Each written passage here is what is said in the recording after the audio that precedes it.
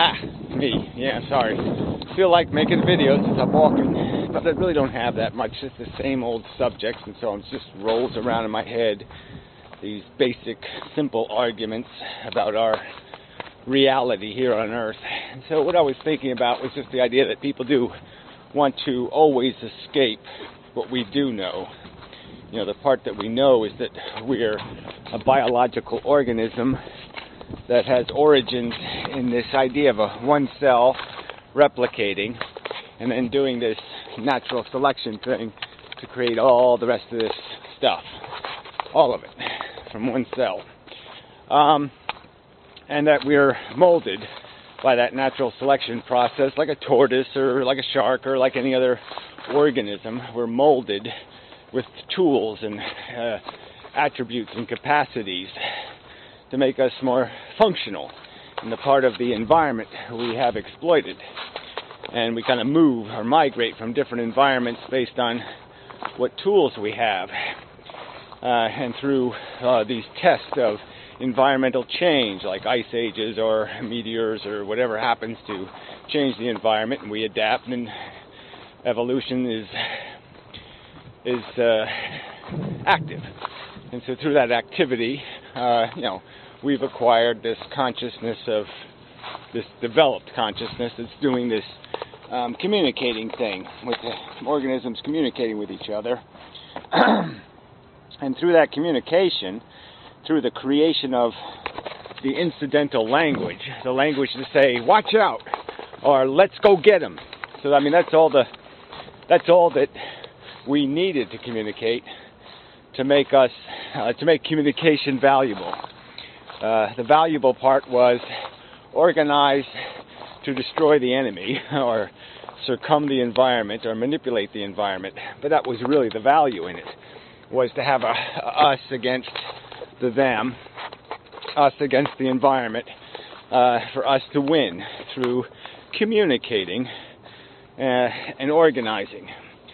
And through that organization process, right, key word, we began to organize facts, understanding. So we started dissecting stuff and figuring out how it works, and we started organizing volumes of encyclopedias full of information about how things work and what they do and how they perform and their relevance to everything.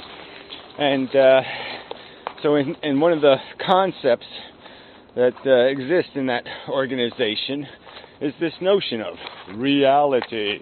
What's reality doing? And so now we're having conversations about where did we really come from? Well, that's a silly conversation, actually. Maybe that's the subject of the video. So the point is that that's where we acquired this capacity, and now we can dissect our own existence. Just like we dissect matter, we can dissect ourselves, and we can understand ourselves in the context of the bigger picture and all of that crap. Just as we do it to the things around us, we can do it to ourselves now. And in doing that,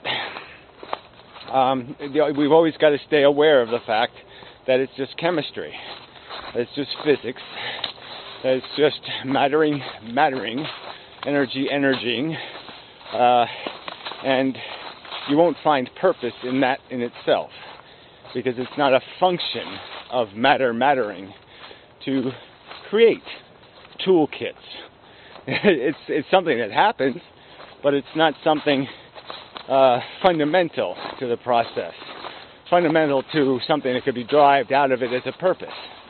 So it's just an incidental consequence, like everything else. It's an incidental consequence. There is no design function built into nature beyond the fact that it's a soup of properties.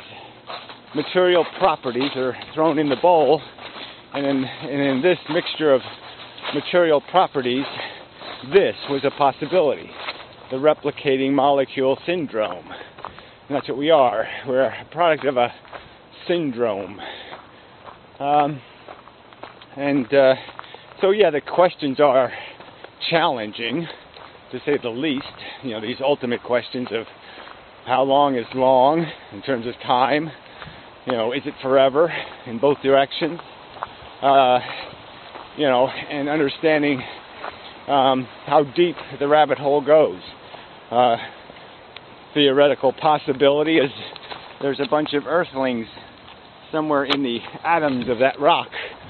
It's theoretically possible that the small never ends, that the big never ends, that we are the hoobies, that we are just, things living in some other universe, some part of some other universe's rocks, or dirt, or apple, or whatever.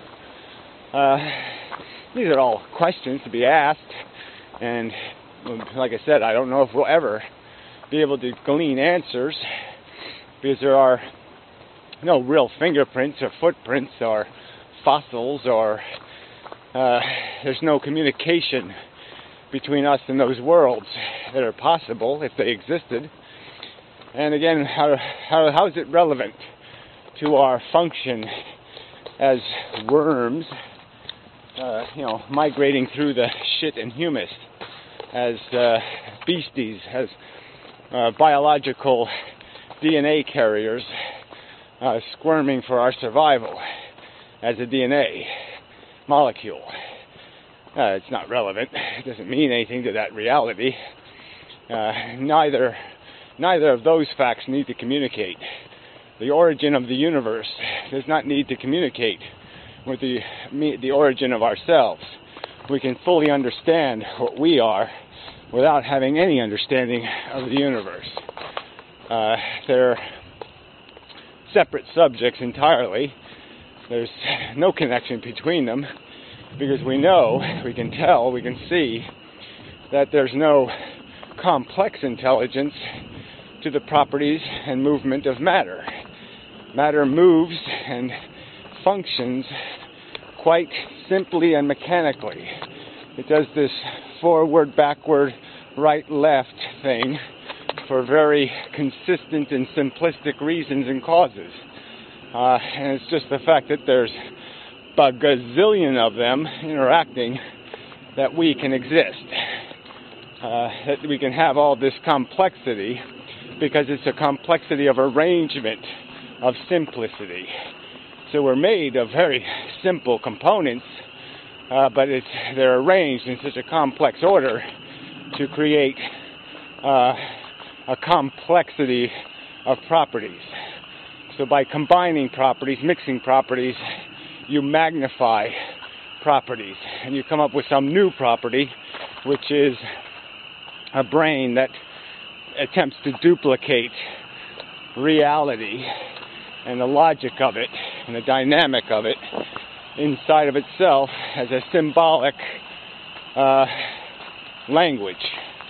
So we take the world in, and as I've stated, we label it tree and dirt and leaves, and we understand relationships between leaves and tree, and rocks and earth, sand and water. All these things become understood for their relationships to each other and how they create each other and interact with each other. And that's how we can understand our own selves and how we function in the world as an individual feeling entity and as a functioning piece of the material bouncing around in the complexity. And so I'm adding this next layer of logic to that simple diagram of what we are, to say that what property we know of ourselves is this feeling thing, this I have a broken leg thing, this I have a headache thing, this capacity to be harmed, degraded, to have a negative circumstance imposed, to be degraded in our function and in our feeling character, and that this thing is a valuable thing, and that through our interaction with each other we can maximize the existence of that negative, or we can minimize it. And the logical obligation would be to minimize it.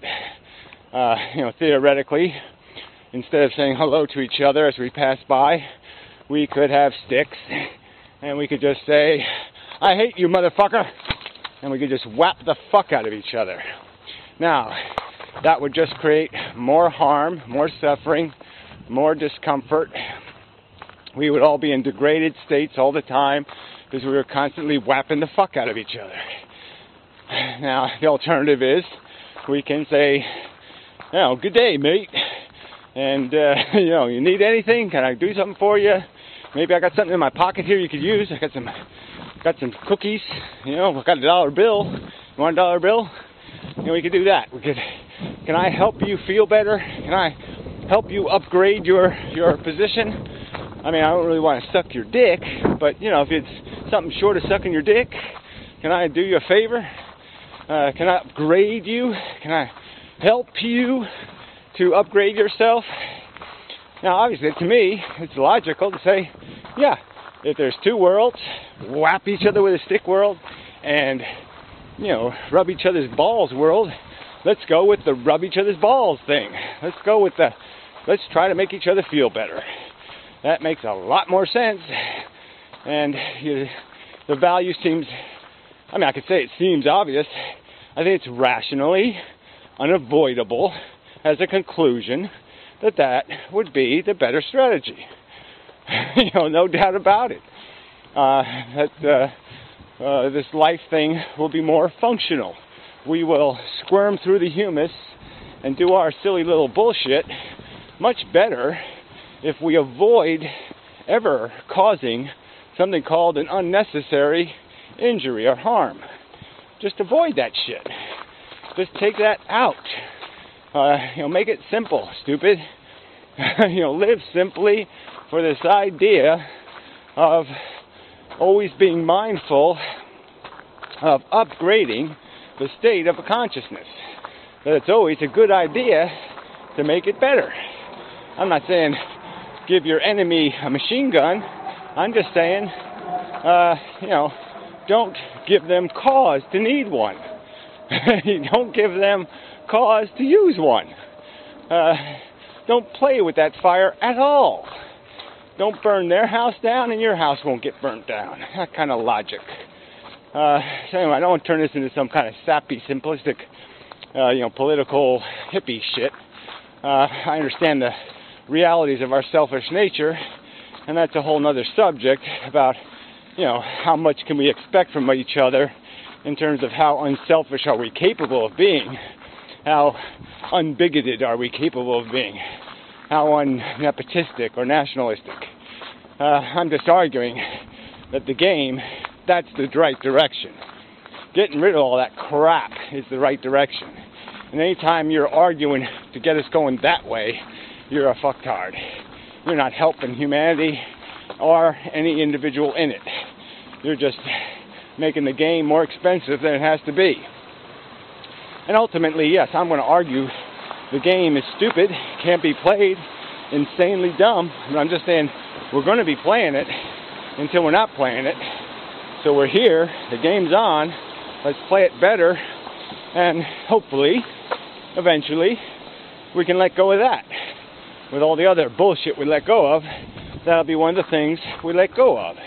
Is this perception of a need to keep perpetuating these little, ooh, what a pretty sunset, ooh, what a blah, blah, blah, blah, ooh, all this little ooey gooey nonsense, that drives people through the mush. All the cute little pictures they look at in between all the piles of dog do. And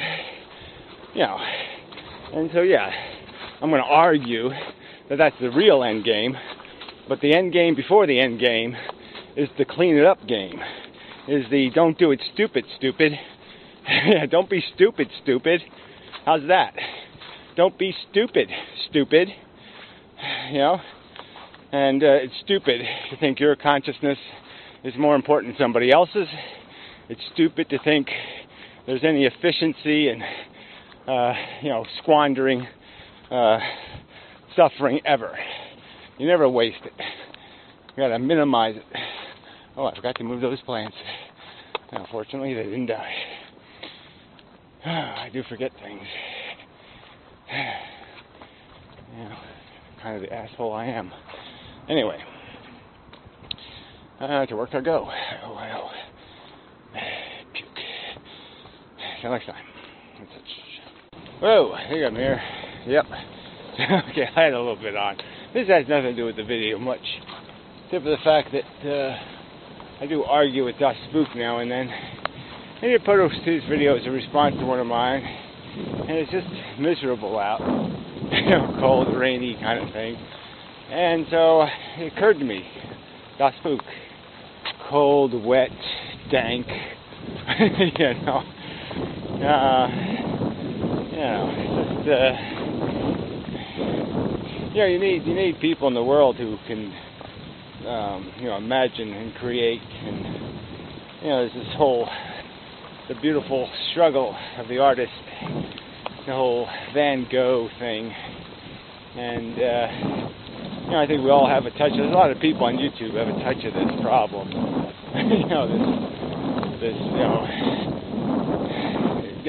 what it is to be creative.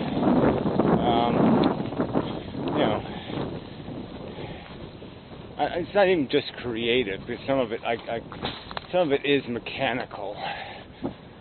Some of it isn't from your guts. That's the sad part of it. Is sometimes the stuff that was completely nothing to you is the stuff other people like. And you're like, damn, that didn't mean nothing to me. And the stuff you feel invested in, they just like, it's just, fuck. Anyway, that doesn't really have anything to do with the subject. But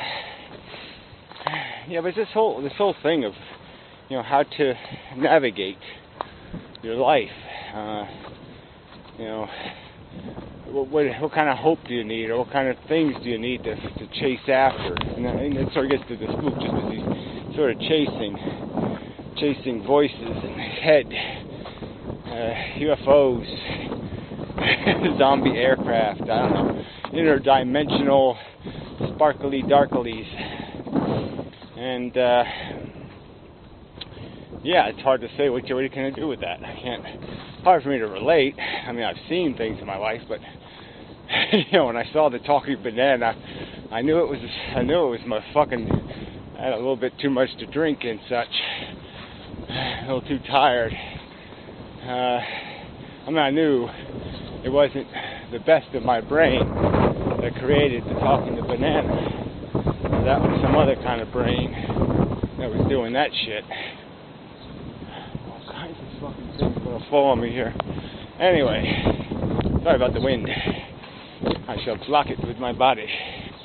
It's a gesture to you all. So anyway, that's the video. That was the end of the video. So I don't know what to say. I mean, I like this spook. We don't agree on much, but I like him. But yeah, I can't buy into this whole magical universe crap. The universe is this kind of shit. It's just, look at what the deer did to my myrtle. It's called myrtle, and it used to have leaves on it, and they ate every bit of it. So now I got a wasteland and half-eaten Pachysandra. I mean, this was kind of a nice little area here. And they just decimated it. They decimate everything. They just ruined my life. My new monitor is here. Yay! My good used monitor. My $25 computer monitor. Hooray! So, I'm back in business. I'm one of those kind of elitist humans who have 2 computers now again. Yay for me. Yeah, whatever. I have cats too. Where's the cat? Hey, look at that. Something's growing. Everything is just... I gotta take care of business. Everything's just turning to shit around me. I'm not doing much about it. Where's my other goddamn... whatever you call these damn plants. Where's the other one? Oh, fuck. I didn't leave it somewhere where it got eaten, did I? I must have fucked up. Oh, there it is. Okay, it's right next. I didn't realize one was right next to the other one. Yeah, this one, I don't know if it's got buds this year. Looks like just leaves this year, no flowers. Oh well. Oh, where was I? Oh yeah, at the end of the video. Oh, rain. So anyway, till next time and such, so forth and whatnot.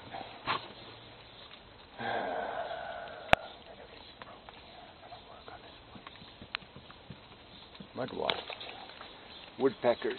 Woodpeckers have pecked it all open. More mud wasps up there. Man, I really got to take care of business.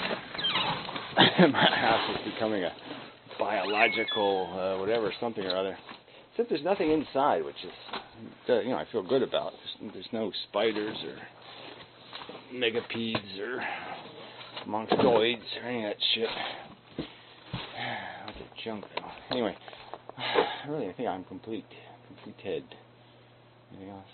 No. Until next time.